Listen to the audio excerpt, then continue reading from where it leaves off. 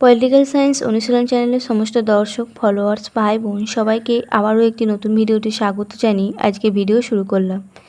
আজকে আমরা আলোচনা করব ক্লাস 11-এর একটি প্রজেক্টের নাম ভারতীয় সংবিধানের উল্লিখিত মৌলিক অধিকারসমূহ এবং এগুলির মধ্যে যে কোনো মৌলিক অধিকার লঙ্ঘন সংক্রান্ত দুটি ক্ষেত্র সমীক্ষা।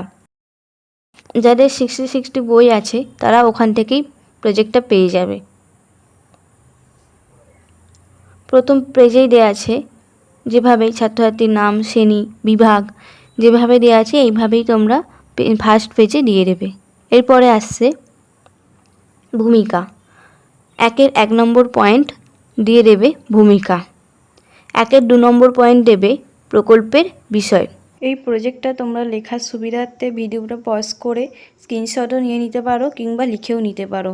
এরপরে এখানে দুটি ছবি দেওয়া আছে, এই ছবি দুটো তোমরা প্রজেক্টে দিয়ে দিতে পারো।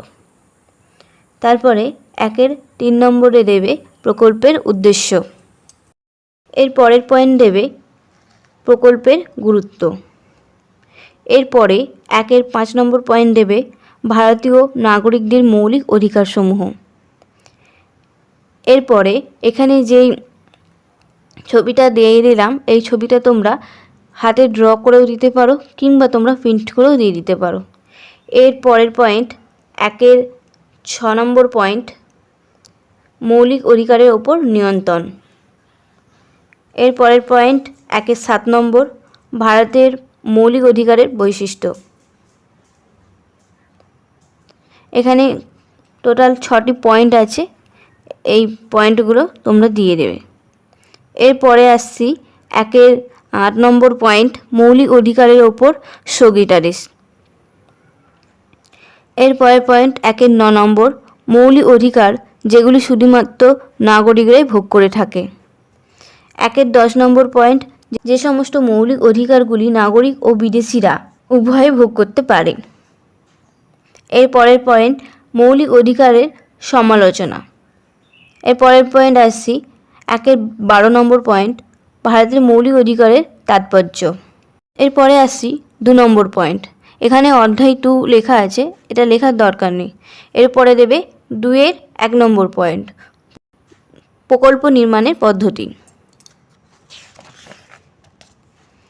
এরপরে অধ্যায় 3 লেখা আছে, এটা লেখার দরকার নেই। 3 নম্বর পয়েন্ট দিয়ে লিখবে তথ্য সংগ্রহ।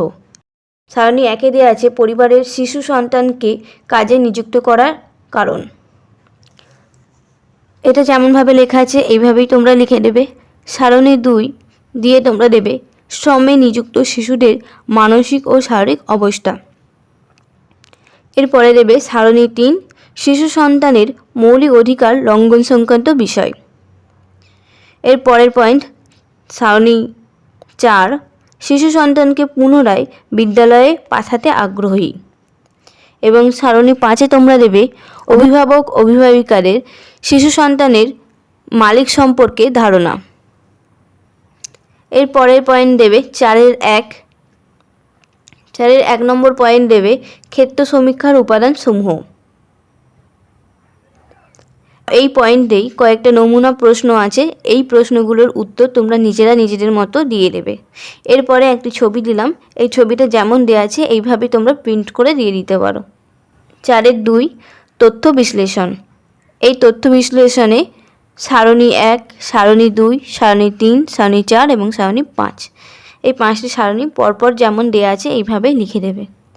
তারপরে আছে 4-3 নম্বর পয়েন্ট হচ্ছে সিদ্ধান্ত। এর পরের পয়েন্ট 5-1 নম্বর পয়েন্ট তথ্যসূত্র। 5-2 নম্বর পয়েন্ট প্রকল্পের সীমাবদ্ধকতা। এর পরের পয়েন্ট 5-3 চিত্রসূচি। এর পরের পয়েন্ট আছে 5-4 নম্বর কৃতজ্ঞতা স্বীকার। লাস্টে যেভাবে দেওয়া আছে ছাত্রছাত্রীর স্বাক্ষর, শিক্ষক শিক্ষিকার স্বাক্ষর যেইভাবে লেখা আছে এইভাবেই তোমরা খাতার বাঁ দিকে লিখে দেবে।